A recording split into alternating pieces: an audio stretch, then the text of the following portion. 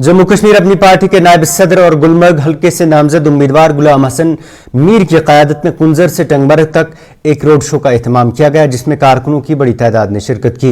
इस दौरान अपने खिताब में गुलाम हसन मीर ने एनसी और कांग्रेस को निशाना बनाते हुए कहा कि 1987 के इंतखाबात में धांधली के बायस आज तक नौजवान इलेक्शन में हिस्सा नहीं लेते थे। उन्होंने कहा कि लेकिन आज नौजवान बढ़ चढ़ कर हिस्सा ले रहे हैं, जो जमहूरियत की फतह है।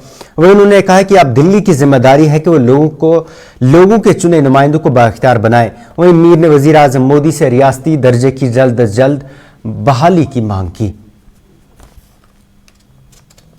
प्यार मुझसे है, जो लोगों की उम्मीद मेरे साथ है, जो लोगों के तवक्कुआत मेरे साथ है, ये पार्टिसिपेशन इस रैली में उसी को दर्शाता है।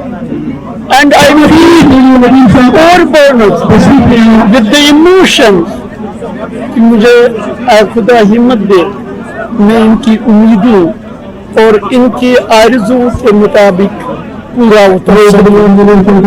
ये टंगमर्ग में आज सारा एक ही नारा है, टंगमर्ग की मजबूरी है, मीर साहब जरूरी है, यूथ की मजबूरी है, मीर साहब जरूरी है। मैं आपको ये बताना चाहता हूँ, जम्मू कश्मीर को खौफ था 1970 के बाद कि यहाँ बाहर से लोग आएंगे